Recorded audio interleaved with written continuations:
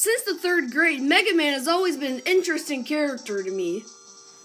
Back then, my friend Legotron and I would always draw tons of comics, and Mega Man would be included in them.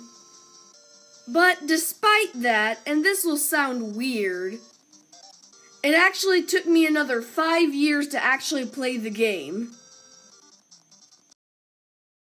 Yes, I love Mega Man, except for his Smash Bros. Appearance. But I never really played any of the games, although I was interested. Fast forward to 2016, where I found out about Mega Man Legacy Collection, which had the original 6 games. I think it's pretty obvious what I did when I saw it.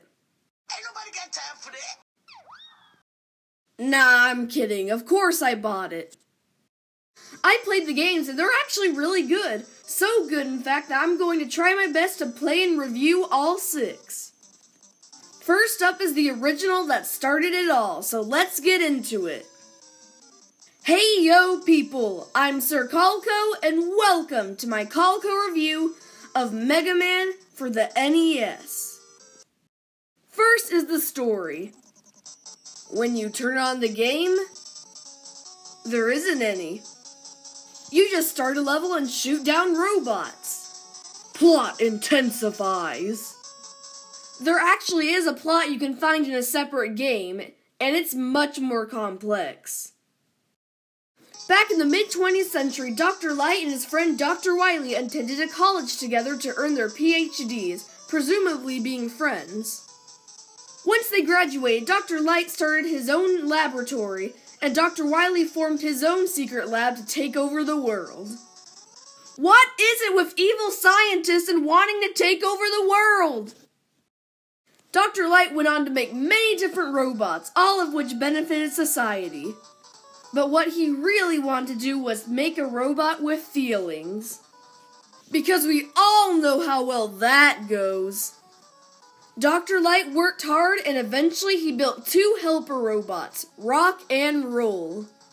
After his success, Dr. Light decided to build 6 more robots, each of which would benefit society in one way or another.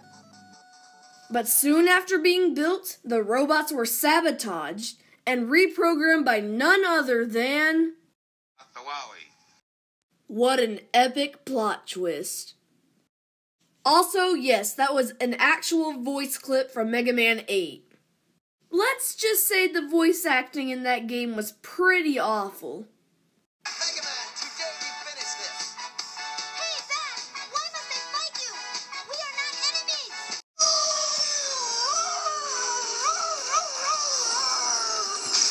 For the energy immediately, Mega Man. But where is Dr. Wily? That's a good question. We may be able to locate another energy emission from the radar room when we... Seriously, the acting is so bad that it's become a meme. That's actually pretty impressive. Anyways, let's get back to the story. As the robots attack the city, Rock offers himself to be turned into a weapon to combat the robot masters. And so, Mega Man was born. If you don't mind me going off topic for a minute, this story was a whole lot better than the ones my friend and I made. For example, a book my friend Legotron wrote in the 2nd grade called The Story of Mega Man. Mega Man is just a guy named Tom who is just taking a stroll. Then he goes and buys a hat and a Mega Buster from stores. Then the city is attacked by booze. And then when the mayor thanks Mega Man for saving the city, he asks for money. What? I have to apologize to Legotron for sharing this, but I think he'll agree. We wrote some pretty stupid things back then. Like Superman, but he shot fists out of his mouth. Okay, I'll stop. Since I covered just about all the characters in the last section, it's time for the gameplay. Mega Man's controls are simple. You can jump, run, fire your Mega Buster, and use Robot Master's weapons. That's really all there is. It's a simplistic control scheme, and it makes the game easy to pick up and play. Next are the power-ups, which are more unique in this game. When you defeat a robot master, you absorb their power and gain the ability to use it in stages. You absorb their souls. That's just creepy. You can use these in any stage, but you have limited energy, so you need to use it wisely. In addition, each robot master is weak to a certain weapon, giving you an advantage after the first fight. How convenient! Since there are 6 robot masters, there are 6 weapons, as well as an extra one. When you beat Cutman, you get a sharp boomerang that will fly in an arc in front of you. When you beat Electman, you can get an electric blast that will shoot in front of you, above you, and below you. Beating Iceman gets you the Ice Slasher, which can freeze enemies for a few seconds. This, unfortunately, doesn't work on bosses. That would have made things a lot easier. Beating Fireman earns you the ability to use the Fire Blaster, which allows you to shoot a fiery blast in front of you, as well as generate fire around Mega Man briefly. The Hyper Bomb, which you get from Bomb Man, is a bomb you can throw that will explode after a few seconds. After beating Guts Man, you get the Guts Arm, which allows you to grab and throw blocks. Finally is the Magnet Beam, which you can find in a Electman stage using the Guts Arm. Using this weapon, you can create platforms that you can jump on.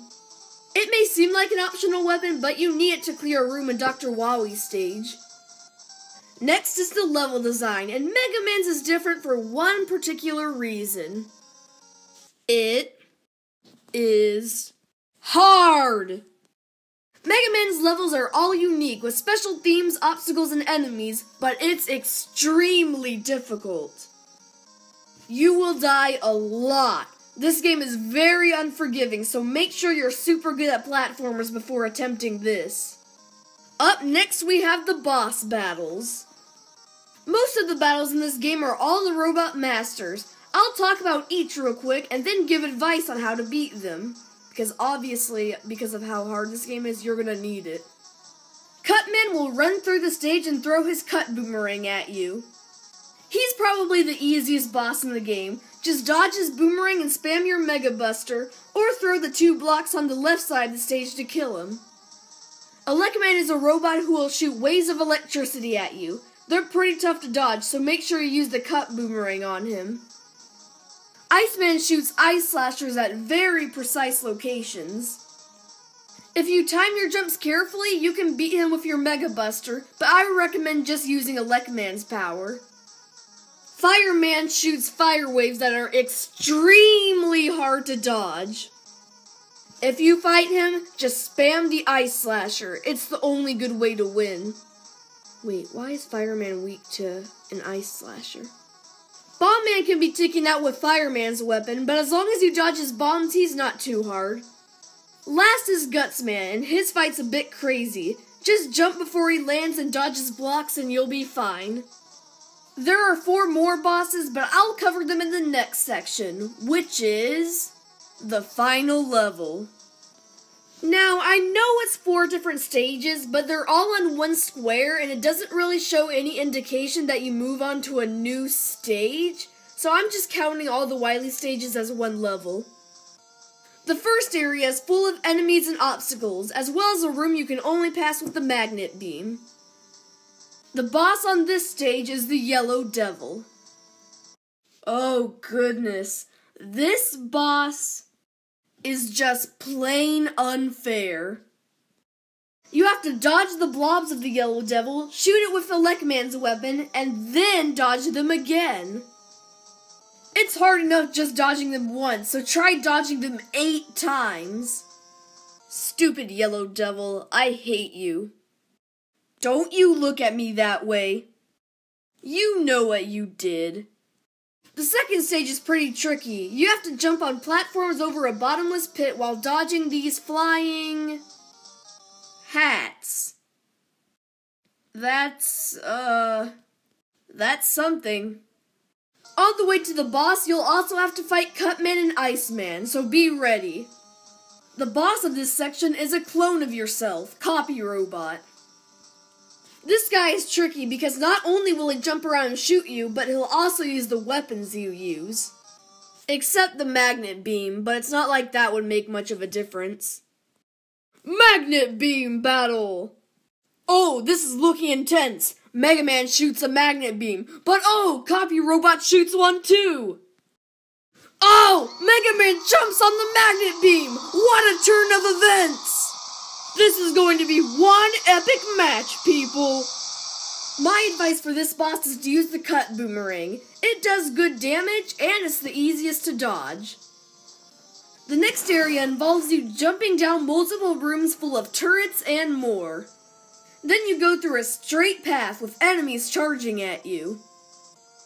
The bosses here are the CWU-01Ps, and they basically float around the sides of the stages and shoot at you. They're not incredibly tough, avoid their attacks, and take out the last four with the Guts arm. The final area has some obstacles and a boss rush with your remaining four robot masters. Then, in the final room, you fight Dr. Wowie himself. Dodging his blast, use the firestorm to take him out. Once phase 1 of the battle is done, just use the thunder beam and beat him. And then he's at your mercy. And with that, you've completely beat the game. But Colco, is that really it? Not even bonus levels? No, but keep in mind that this was made in the NES days, and post-game content was practically non-existent then. Mega Man is a good game. It has a great level design and controls. One thing that does hold it back, however, is the difficulty. The bosses are a mixed bag, with some easy to two in particular being extremely hard. There are also occasional glitches that break the game, mainly stupid enemy spawns. Even with these flaws, though, I still had fun playing Mega Man. With that in mind, this game gets my Colco review score of 6.5 out of 10.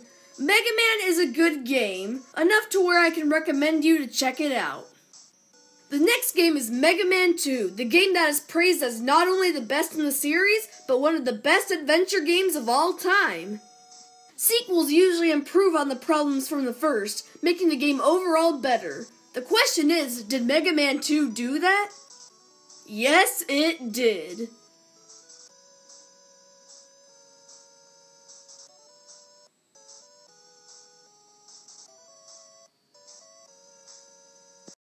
No! Just no! Stop it!